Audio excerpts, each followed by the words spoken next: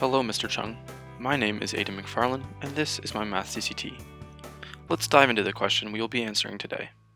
To make a snow person, snow is being rolled into the shape of a sphere. The volume of a sphere is given by the function v at r is equal to 4/3 pi times r cubed, where r is the radius in centimeters. Use two different methods to estimate the instantaneous rate of change in the volume of the snowball with respect to the radius when r is equal to 5 centimeters. Okay, so the main goal of this question is to find the instantaneous rate of change, or IROC, at a specific radius. Instantaneous rate of change is the rate of change or slope at a specific point. Today we'll be doing that at a radius of 5 centimeters. The first method we will be using to estimate the IROC is the centered interval method. The first step of this method is to add or subtract 0.001 to 5, with 5 being the center between the values, thus the centered interval. And then we will find the volume values for those points. You may be wondering how we can find the volume values given the points 4.999 and 5.001. The process is quite simple. All you need to do is sub in the desired radius, 4.999 or 5.001, as the r value in the equation and solve. We can now record those values in a table.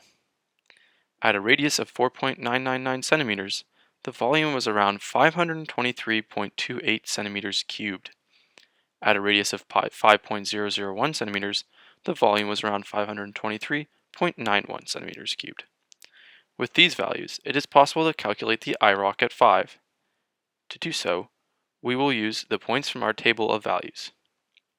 By following the generic equation for slope, y2 minus y1 over x2 minus x1, we will find the IROC at 5.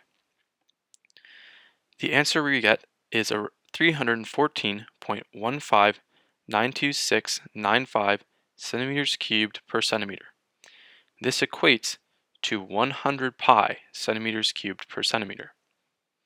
The context of this answer is that at a radius of 5 centimeters, the volume increases by 100 pi centimeters cubed for every 1 centimeter increase in radius.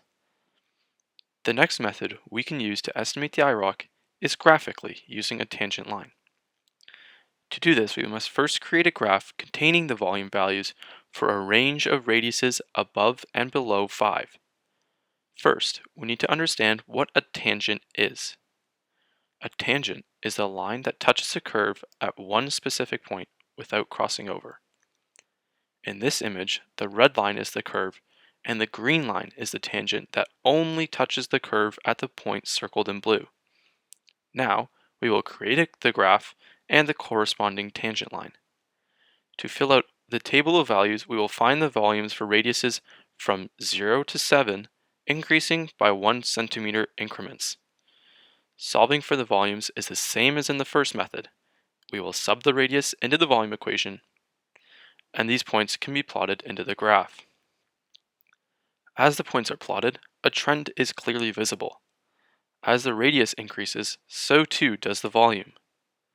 The points can then be connected with a curved line. The next step is very important, drawing in the tangent. When doing this, we must make sure that it only touches the curve at the radius we want to find the IROC for. In this case, the tangent must only touch the curve at a radius of 5 centimeters.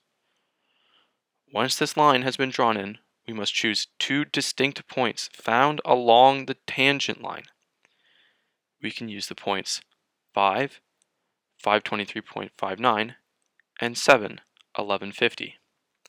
Once again, we will calculate the slope using the equation y2 minus y1 over x2 minus x1. Once calculated, we find an answer of about 313.20 centimeters cubed per centimeter. Therefore, we can say that at a radius of 5 centimeters, the volume is increasing by 313.2 centimeters cubed per centimeter. The final answer using method 2, when converted into pi, is 99.7 pi centimeters cubed per centimeter. Now we can compare the final answers from both methods.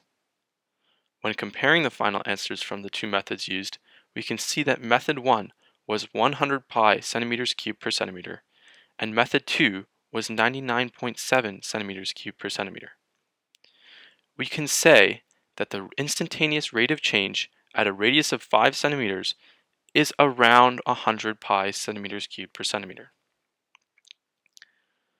Finding the rate of change using the IROC equation has many real-life applications. One career where this may be necessary is in ski hill design. On a ski hill, different signs are used to indicate the relative difficulty of each run.